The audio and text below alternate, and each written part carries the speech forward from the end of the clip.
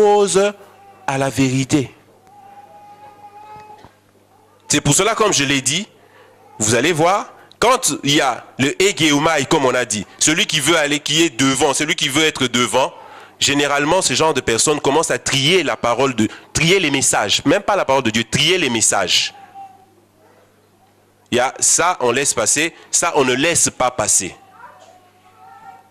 En d'autres termes, le leadership, c'est un système de fonctionnement qui n'a pas sa place dans l'Église. Alléluia.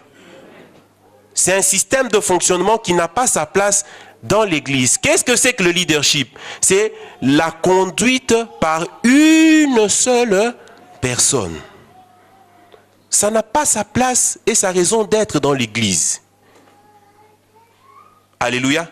Parce que la personne qui doit être au devant et qui est au devant, c'est qui? C'est Christ. Alléluia. Nous allons lire un verset dans Genèse.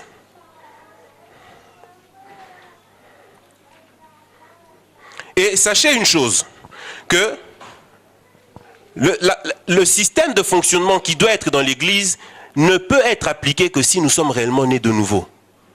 Voilà pourquoi, comme la majorité dans les assemblées n'est pas née de nouveau, c'est pour cela que nous sommes obligés, quand je dis nous, les églises, d'aller prendre le système du monde, de l'exercice de l'autorité et de venir l'appliquer.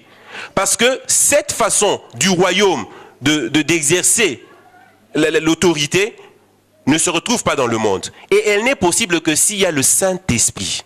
Alléluia. Elle n'est possible que s'il y a le Saint-Esprit et si nous sommes réellement nés de nouveau. Faute du Saint-Esprit, faute de la nouvelle naissance, il faut maintenant aller emprunter les systèmes païens, les systèmes juifs, pour venir mettre de l'ordre, soi-disant, et mettre de l'autorité. Alors que ce qui est impossible aux hommes est possible à Dieu.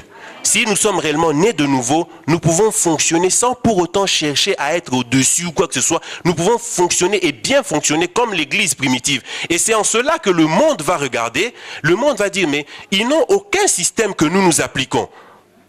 Ils n'ont pas cette structure-là d'autorité ou de domination et de dominant-dominé. Mais comment se fait-il qu'ils arrivent à fonctionner comme cela? Mais nous arriverons à fonctionner comme cela parce que nous dirons au monde, nous avons le Saint. Alléluia. Parce que nous avons le Saint-Esprit. Sans quoi, effectivement, on ne peut pas fonctionner comme ça. Parce que s'il n'y a pas le Saint-Esprit et qu'on veut aller dans les principes du royaume, ça va être la cacophonie. Voilà pourquoi. Et ce n'est pas que j'excuse ceux qui font la dictature dans les églises, mais voilà pourquoi des gens sont parfois amenés à vouloir s'imposer. Parce que si on n'est pas né de nouveau, chacun va faire n'importe quoi dans l'église. Mais si réellement le Saint-Esprit est là, le Saint-Esprit va lui-même mettre de l'ordre. Voilà pourquoi nous devons rechercher le Saint-Esprit. Voilà pourquoi nous devons vouloir réellement être nés de nouveau. Alléluia.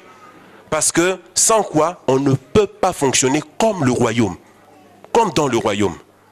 Il faudra aller prendre un système du monde et l'appliquer dans l'église. Alléluia. Nous allons lire dans Genèse.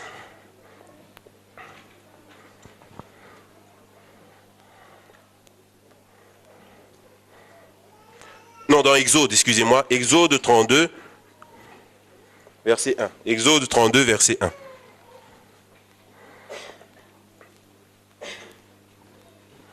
Exode 32, verset 1.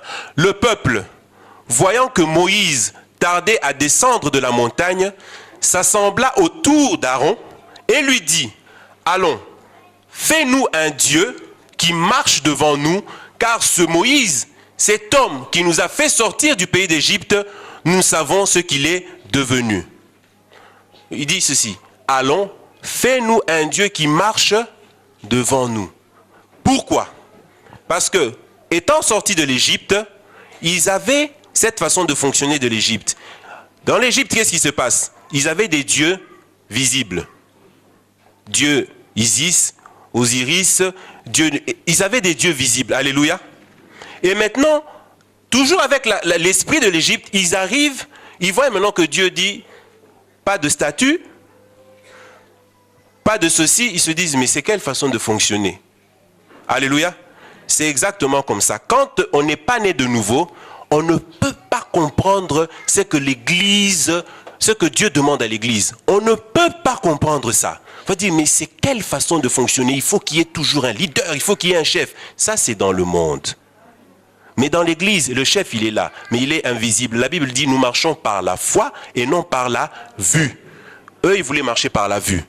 Et ceux qui n'ont pas compris le fonctionnement de l'Église qui est spirituelle, ils font exactement ça. Il faut quelqu'un. Il faut quelqu'un que nous voyons. Or, il est là, Christ, au milieu de nous. Mais c'est parce que nous ne le connaissons pas, que nous ne savons pas qu'il est là au milieu de nous et que nous n'arrivons pas à comprendre quand il nous parle, quand il nous dit de faire ceci ou cela. Parce qu'il n'est pas là, il n'est pas là dans le sens où le Saint-Esprit n'est pas là. Voilà pourquoi on cherche maintenant une personne, un homme, comme dans le désert, nous voulons un Dieu qui marche devant nous. Nous voulons un Dieu qui marche devant nous. C'est pour ça que vous voyez des gens, non, il faut un chef. Il faut un leader. C'est pas normal. Mais si dans le royaume c'est normal, le leader il est là.